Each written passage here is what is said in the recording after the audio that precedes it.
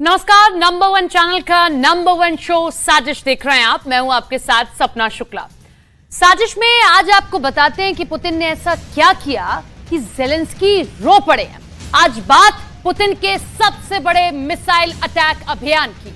Putin ने 10 घंटों में यूक्रेन के 10 शहरों में ऐसी तबाही मचाई है कि दुश्मन कैंप से बचाव बचाव की आवाजें आ रही हैं। पुतिन का सबसे बड़ा टारगेट वो शहर बना है जहां ज़ेलेंस्की ने अपना सबसे खास हथियार छुपा कर रखा था। वहां लगी आग देखकर ज़ेलेंस्की के होश उड़ गए हैं।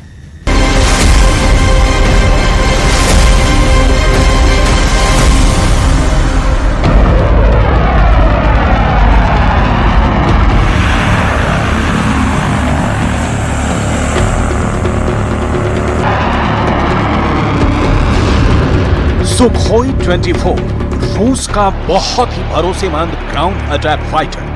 MiG-31 रूस का सबसे तेज फाइटर जेट, रफ्तार 3000 किलोमीटर प्रति घंटा। और Tu-95 रूस का सबसे पुराना परमाणु बम वर्षक विमान, जिसकी आहट से ही घबरा जाता है पूरा नेटो। अब इन 3 विमानों ने ऐसा क्या किया कि ज़ेलेंस्की के होश फाख्ता हो गए। इन 3 विमानों ने आखिर ऐसा क्या बरसाया है कि पूरा नेटो सहमा हुआ है।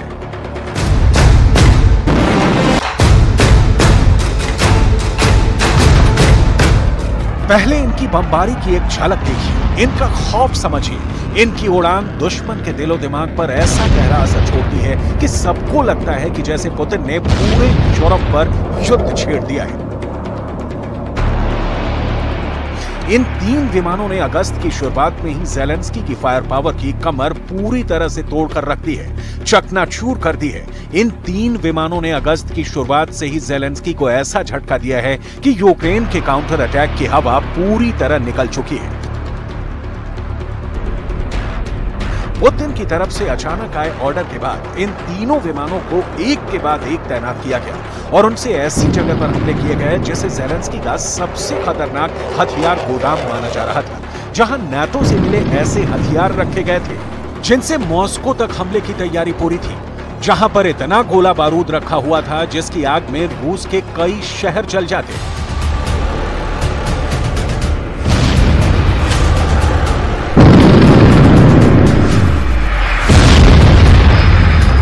पुतिन की तरफ से ट्रिपल अटैक में स्टॉर्म शैडो मिसाइल के गोदाम उड़ा दिए गए हैं। रूस ने पश्चिमी यूक्रेन में कई जगह हमले किए और पुतिन का बड़ा टारगेट बना खमेलनित्स्की का इलाका। यहां यूक्रेन के एक एयरबेस पर स्टॉर्म शैडो क्रूज मिसाइल का गोदाम बनाया गया था, जिसे रूस ने पूरी तरह तबाह कर दिया है।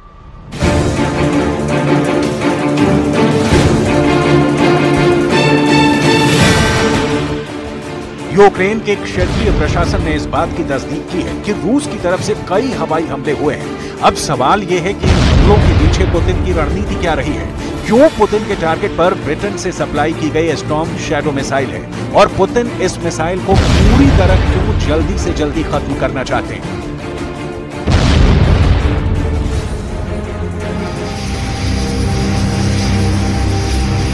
ज़ेलेंस्की को यह मिसाइल मार्च के बाद मिली और फिर जून और जुलाई के महीने में इस मिसाइल से रूस के ठिकानों पर हमले तेज कर दिए गए।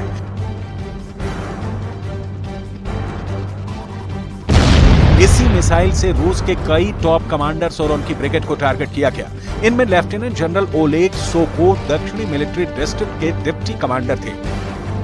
उनके पास बदियांस्क का मोर्चा था। स्टॉर्म शैडो मिसाइल से उनके रिजर्व कमांड पोस्ट पर हमला किया गया और इस तरह पुतिन के पसंदीदा जनरलों में से एक को ज़ेलेंस्की ने खत्म कर दिया। स्टॉर्म शैडो मिसाइल से ज़ेलेंस्की अब तक पुतिन के 2 बड़े कमांडरों का शिकार कर चुके हैं।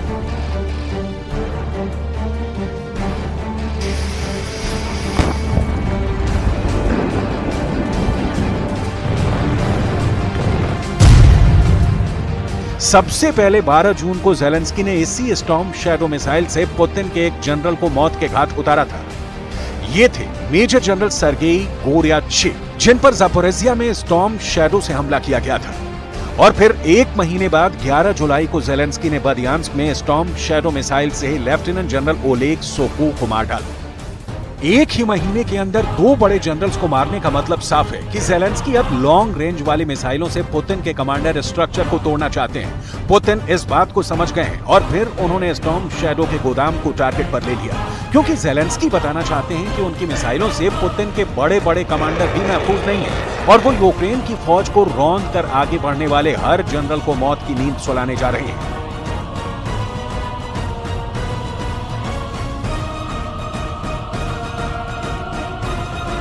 ज़ेलेंस्की के इरादे को मिट्टी में मिलाने के लिए पुतिन ने अपने 3 हिटमैन काम पर लगा दिए।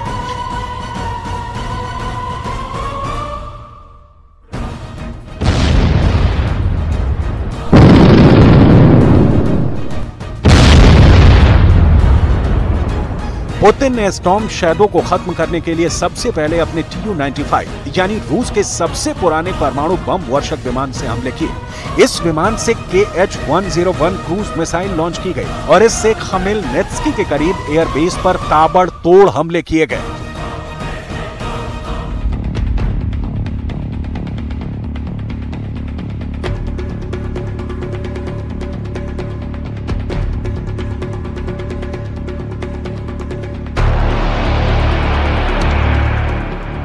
ये बम वर्षक विमान 24 घंटे यूक्रेन पर मिसाइल फायर करने के लिए तैयार रहता है। जैसे ही व्लादिमीर पुतिन का ऑर्डर आया, पूरा एयरबेस एक्टिव हो गया। मिशन के लिए फौरन रूस का यह खतरनाक न्यूक्लियर बम वर्षक Tu-95 उड़ान के लिए रेडी हो गया।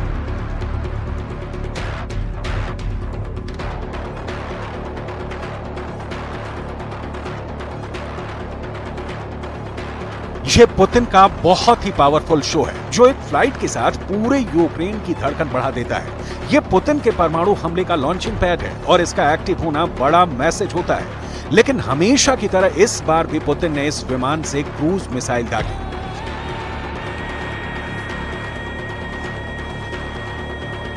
इस जहाज में लगे प्रोपेलर की आवाज गजब की है। ये जितना जमीन पर डराती है, उतना ही खौफ इसकी उड़ान के बाद दिखता है। इसके प्रोपेलर की आवाज हजारों मीटर की ऊंचाई से बहुत साफ सुनाई देती है। ये रूस की परमाणु स्ट्राइक वाली फ्लीट का बड़ा हिस्सा है। इस विमान से यूक्रेन के अड्डों पर दागी गई KH-101 मिसाइल 2500 किलोमीटर की रेंज तक मार कर सकती है और इस मिसाइल के साथ ये विमान और खतरनाक बन जाता है।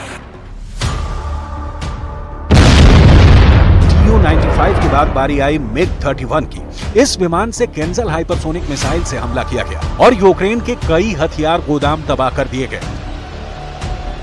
अभी MiG-31 रूस की स्ट्रेटेजिक फोर्स का बहुत बड़ा हिस्सा है और केंजल मिसाइल के साथ रूस की एयर पावर की रेंज कई गुना बढ़ गई है। केंजल एक हाइपरसोनिक मिसाइल है जो रूस की इस्कंदर मिसाइल का एयर वर्जन कही जाती है। रफ्तार है 10,000 किलोमीटर प्रति घंटा। ये मिसाइल 2000 किलोमीटर की रेंज तक परमाणु वॉरहेड के साथ हमला कर सकती है। इस मिसाइल को MiG-31 की बेली यानी एयरफ्रेम के निचले हिस्से में इंजन के बीचों बीच फिट किया जाता है, ठीक वैसे ही जैसे सुखोई फाइटर जेट में ब्रह्मोस लगाई जाती है। अब आप अंदाजा लगाइए कि MiG-31 जिसकी खुद की अधिकतम रफ्तार 3000 किलोमीटर प्रति घंटा है, उससे इस मिसाइल को फायर किया जाता है और ये 10,000 किलोमीटर प्रति घंटे की रफ्तार से अपने टारगेट की तरफ बढ़ती है। केंजल को इंटरसेप्ट करना यानी एयर डिफेंस सिस्टम के लिए नामुमकिन सी बात है। अब इस मिसाइल से स्टॉर्म शैडो के गोदाम को मारना इसलिए भी जरूरी हो गया क्योंकि पुतिन के लिए चांस लेना जानलेवा साबित हो सकता है। स्टॉर्म शैडो का खौफ रूस की फौज में बढ़ता जा रहा है। इस वक्त इस मिसाइल को इस्तेमाल करने के लिए नाटो ने यूक्रेन के सुखोई 24 फाइटर जेट को तैयार कर दिया है। सोवियत दौर के इस विमान को इससे लैस किया गया है। इसके फाइट जेट के 2 वर्जन हैं और दोनों ही अब स्टॉर्म शैडो से लैस हैं। यूक्रेन का सुखोई 24 विमान टारगेट से 250 किलोमीटर दूर स्टॉर्म शैडो मिसाइल को लॉन्च करता है। उसके बाद ये मिसाइल अपने पहले से तय फ्लाइट पाथ पर उड़ते हुए टारगेट के करीब पहुंचती है और हमले से ऐन पहले स्टॉर्म शैडो एक ऊंचाई तक जाती है और फिर डाइव करके अपने टारगेट पर हिट करती है। स्टॉर्म शैडो का जो वर्जन ज़ेलेंस्की को मिला है उसकी रेंज 250 किलोमीटर है। यूक्रेन के पास इतनी लंबी रेंज की कोई और मिसाइल नहीं है। स्टॉर्म शैडो से ज़ेलेंस्की ने रूस की सेना के ठिकानों पर लगातार तबाही मचाई है।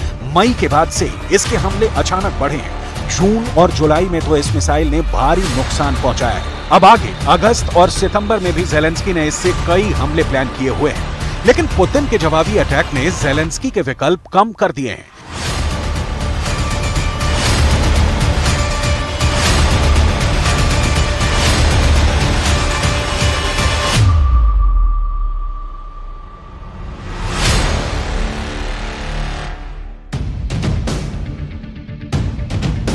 स्टॉर्म शैडो हो या फिर कोई और मिसाइल, लंबी दूरी की क्रूज मिसाइल पुतिन के टारगेट पर है। रूस का दावा है कि वो ज़ेलेंस्की के ऐसे हथियारों को इंटरसेप्ट करने में कामयाब रहा है, यानी उसे इसे आसमान में ही ट्रैक करके मार गिराने में कोई दिक्कत नहीं आ रही।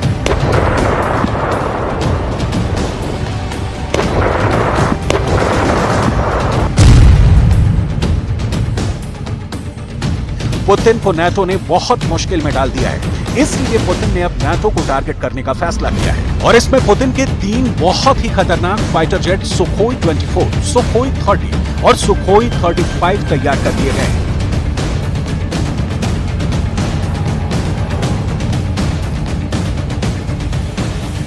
रूस की एयरफोर्स अब यूरोप के बीचों बीच इन विमानों से हमले की प्रैक्टिस कर रही है। इन तीनों विमानों को ऐसे मिशन के लिए तैयार किया जा रहा है जिसमें यूरोप का एयर डिफेंस पूरी तरह से फेल हो जाएगा। ये तैयारी ऐसी जगह की जा रही है जो नक्शे पर नाटो को बहुत खटकती है।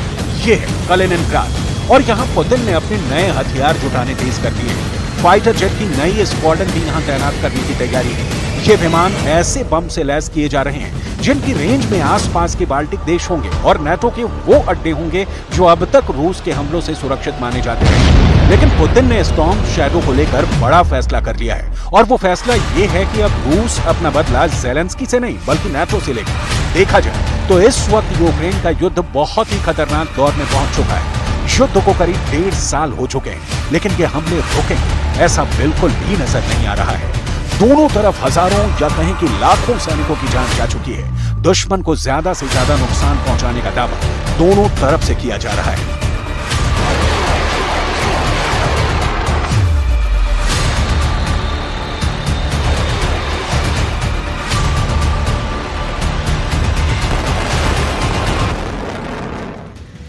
तो ज़ेलेंस्की के जिस काउंटर अटैक की धज्जियां उड़ाने का रूस दावा कर रहा है, उसका सच अब सामने आ चुका है। ज़ेलेंस्की की सेना दक्षिणी यूक्रेन से लेकर पूर्वी यूक्रेन तक मोर्चा पर फिर से एक्टिव हो गई है। इस वक्त अगस्त के महीने में ही कई टारगेट सेट हो चुके हैं और ज़ेलेंस्की पुतिन को एक बहुत बड़ा शॉक देने की तैयारी में है।